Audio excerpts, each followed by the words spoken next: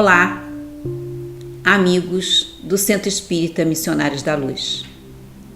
Hoje estamos de volta com o estudo do Evangelho no capítulo 2, item 4, sob o tema de A Realeza de Jesus. Vamos primeiramente elevar o nosso pensamento aos espíritos superiores, pedindo que nos abram o nosso entendimento para as palavras do Evangelho com a prece que Jesus nos ensinou. Pai nosso que estás nos céus, santificado seja o vosso nome, venha a nós o vosso reino, seja feita a vossa vontade, assim na terra como no céu. O pão nosso de cada dia dai-nos hoje, Senhor. Perdoai as nossas ofensas, assim como perdoarmos a quem nos tem ofendido. Não nos deixes cair em tentação, mas livrai-nos do mal, porque teu é o reino, o poder e a glória para todo sempre. Que o reino de Jesus não é deste mundo, todos entendem. Mas aqui na terra, não teria Jesus também uma realeza? O título de rei nem sempre implica o exercício do poder temporário.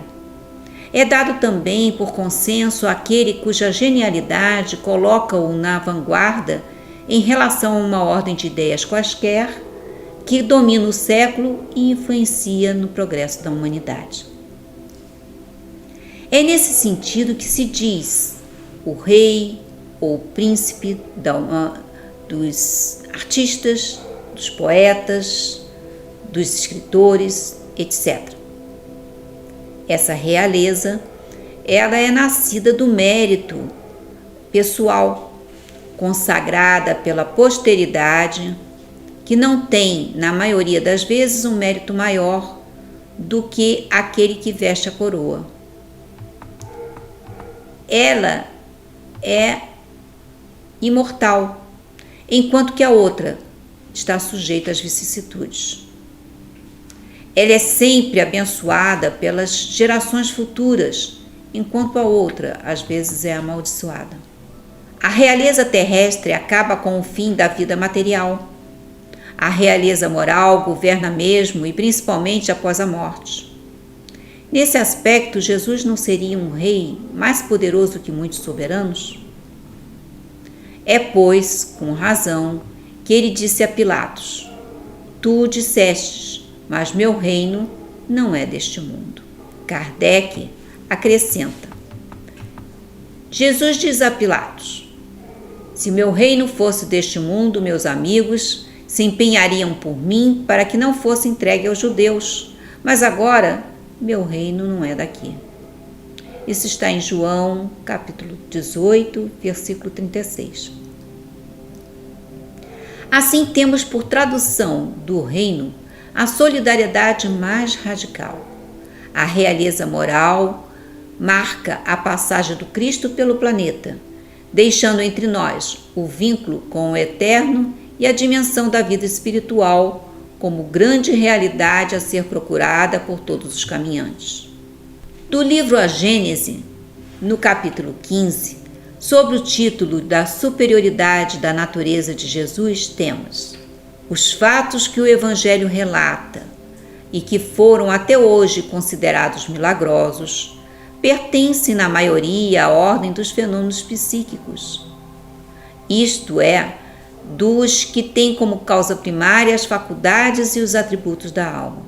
Sem nada prejugar quanto à natureza do Cristo, considerando-o apenas um espírito superior, não podemos deixar de reconhecê-lo, de ordem mais elevada e colocado por suas virtudes muitíssimo acima da humanidade terrestre, pelos imensos resultados que produziu.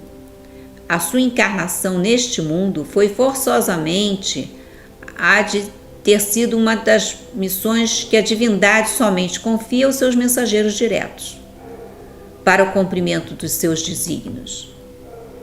Mesmo sem supor que fosse o próprio Deus, mas unicamente um enviado de Deus, para transmitir sua palavra aos homens, seria mais que um profeta, porquanto seria um Messias divino.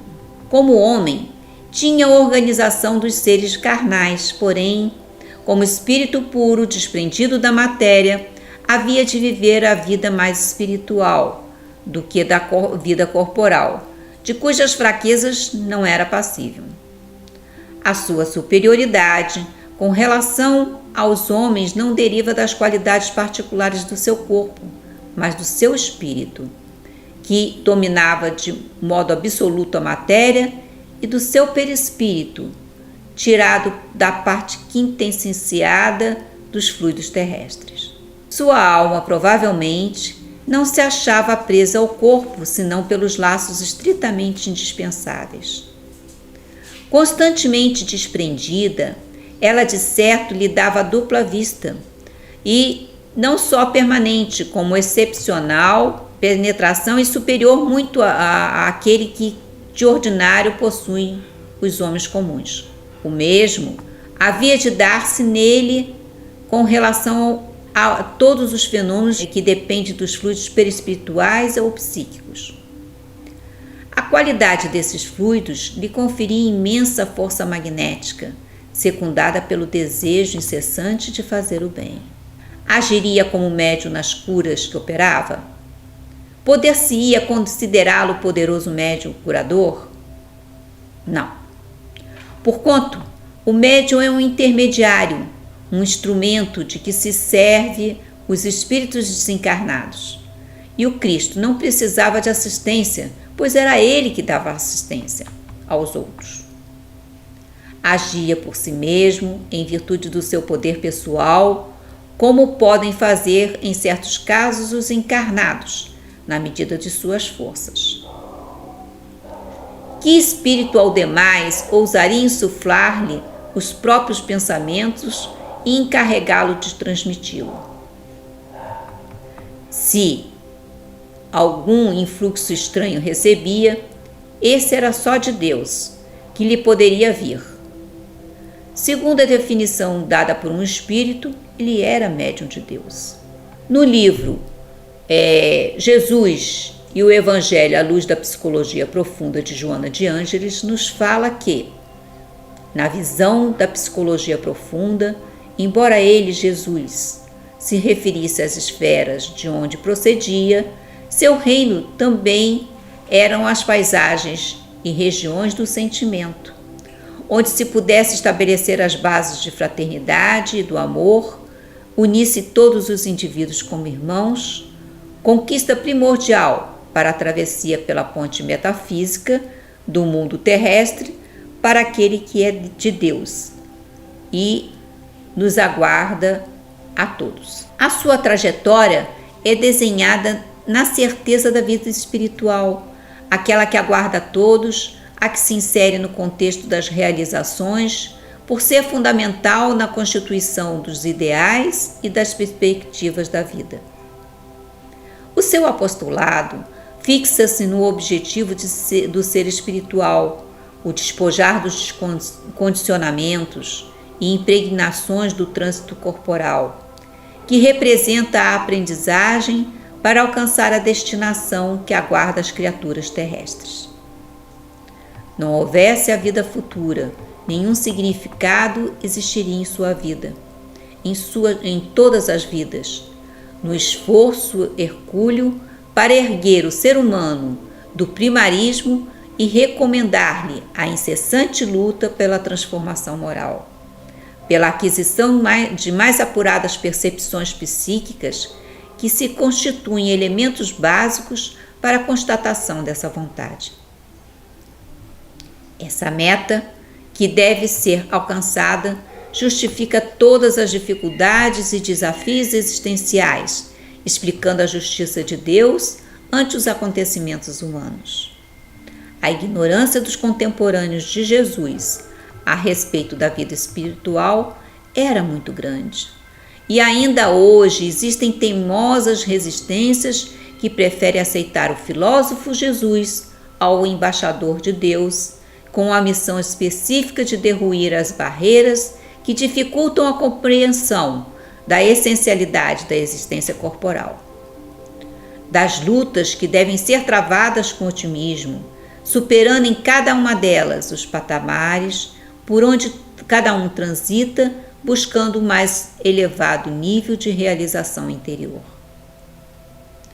Em razão desse limite de entendimento, o homem Jesus evitou aprofundar as lições libertadoras, oferecendo aquela que é essencial e que está sintetizada no amor sob todos os pontos de vista considerados, preparando o advento de uma futura nova era que se apresentaria através da expansão dos fenômenos mediúnicos com o advento da psicologia espírita defluente da doutrina codificada por Allan Kardec.